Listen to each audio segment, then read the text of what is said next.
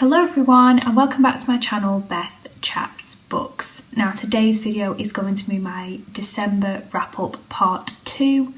Now I don't have as many books to talk about in this video because I had a bit of a lull in the second half of December with the run up to Christmas and spending a lot of time in the house with family. I didn't have as much time to read, and also on Christmas Day New Year's Eve we had a few drinks and family time, so there wasn't much time for reading. So I only have 4 books to discuss with you, but I thought I would get this video out of the way because we're already in January 2021, so we need to get rid of December 2020's wrap up pronto. So the first book I want to talk about that I finished in December was Keeper by Jessica Moore. Now this is a story about domestic abuse and domestic violence, so I will give a trigger warning that if that is not your kind of read, or if you find those stories particularly distressing, then I wouldn't recommend that you pick this book up. But I wanted to read it because it is a debut thriller, and I saw that Jeanette Winterson had put a comment about it on the front of the book, a blurb, in which she said that this is an author that she can trust. And so I thought that was quite high praise from Jeanette Winterson, so I wanted to see what this was all about. So it follows a character called Katie, who works at a women's aid centre in a northern town. And the parallel storyline is that Katie has entered a relationship with a man that became violent and abusive, and we start the novel with Katie's death. And the whole book is an investigation into what happened to Katie.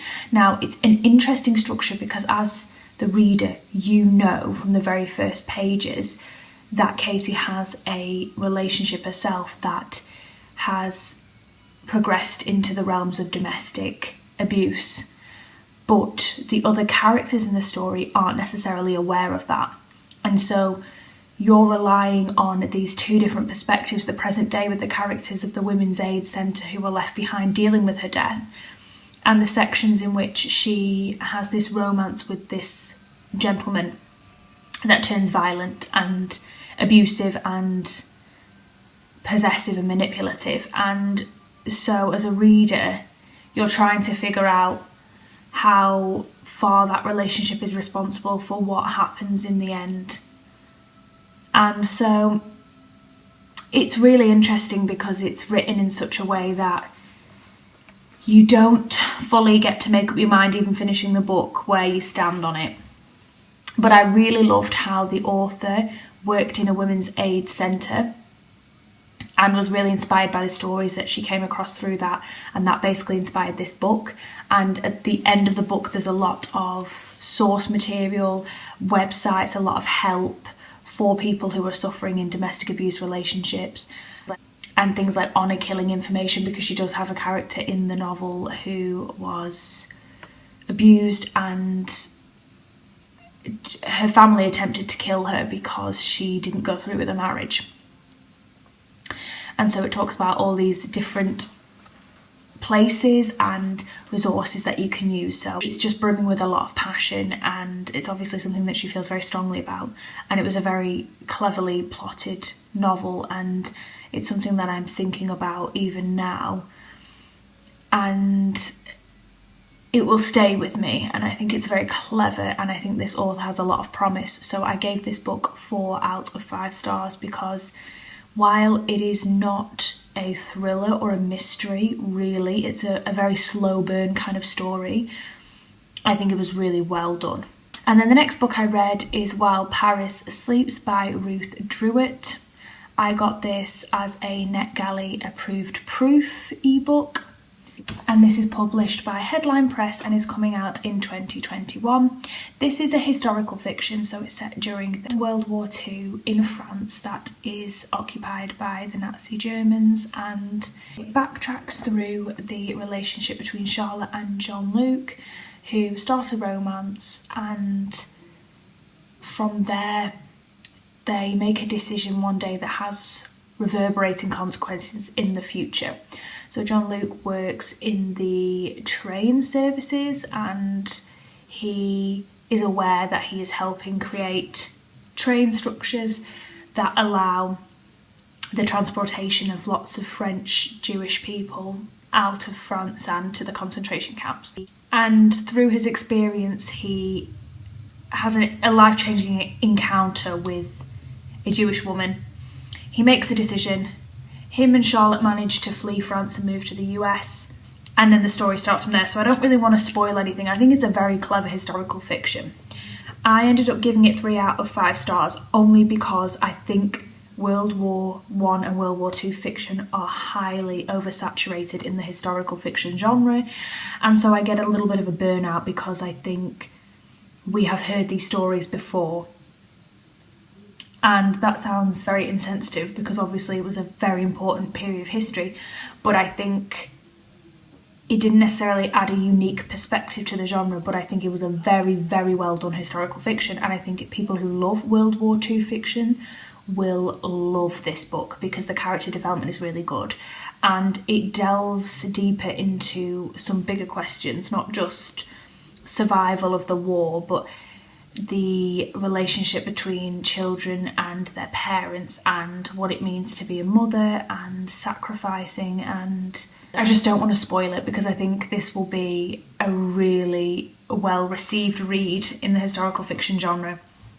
I think Charlotte is a really interesting character, and Jean-Luc and the decisions, and it just raises some wider social commentary and themes that I just think are really interesting.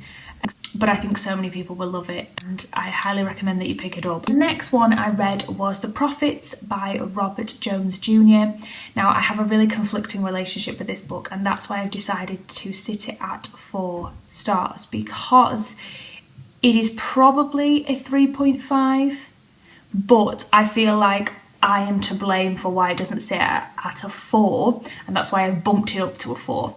And I think that's because reading it on ebook was very difficult because in physical form it's probably a hefty book. It is an epic story that is going on, and it has so many different perspectives of people living in the plantation.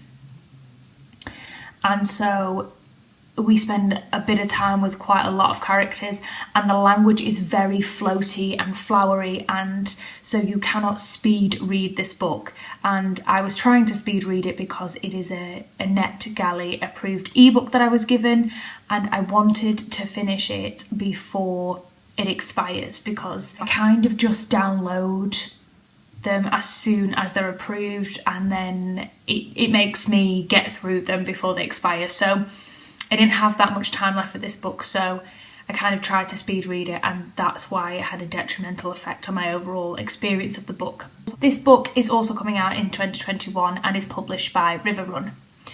And this is set in a plantation in the south of America and follows 2 main characters, which are Isaiah and Samuel.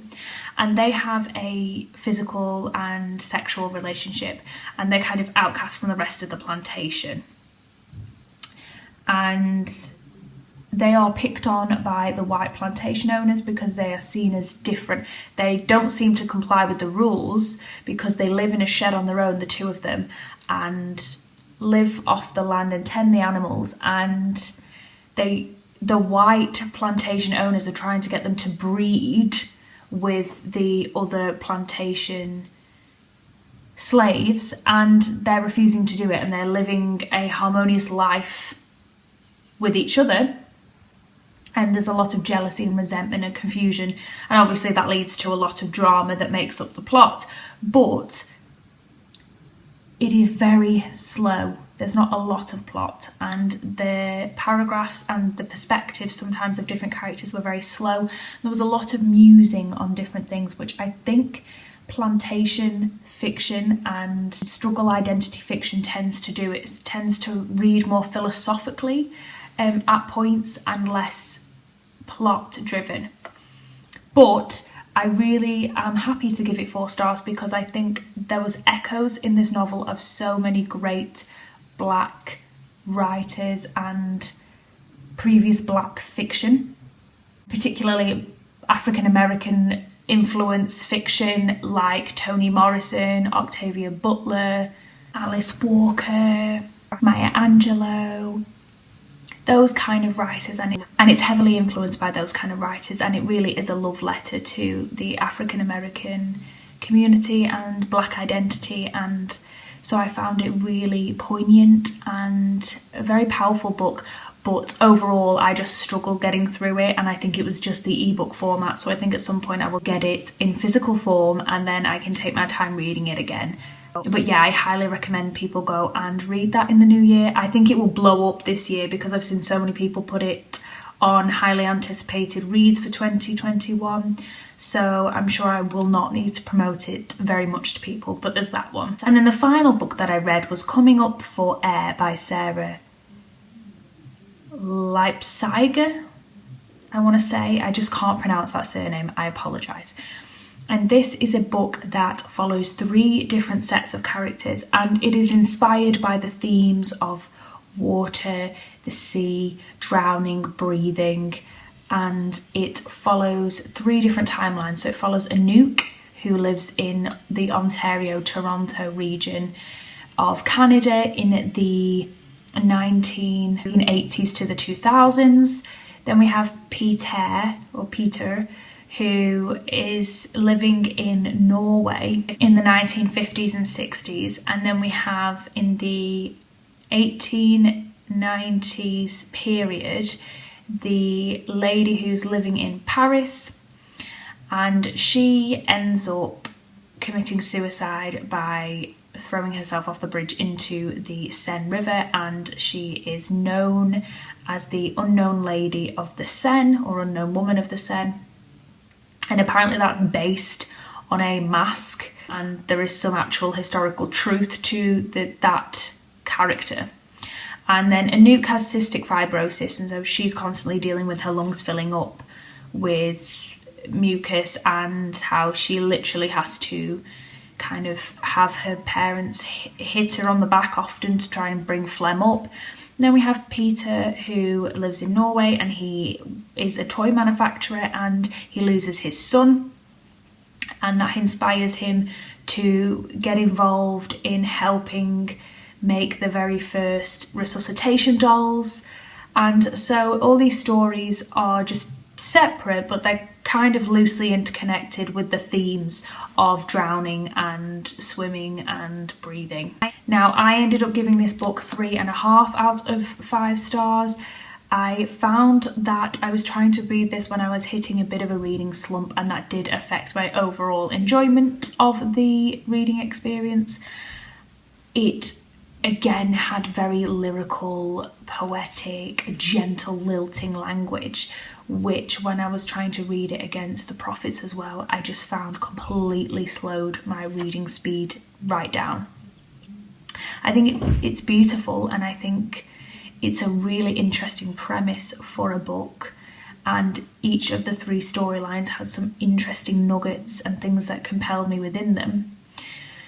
But I think they were slightly too disjointed for me, and might have been more successful as a collection of short stories maybe, because I realised when I was getting to about 70% through the book that I couldn't really remember the very first chapters at the beginning that might have been relevant, because we were splicing the stories next to each other. So you'd have the Paris storyline, then you'd have the Norway storyline, and then you'd have the Canadian storyline, and they didn't have an overarching strong enough link to one another.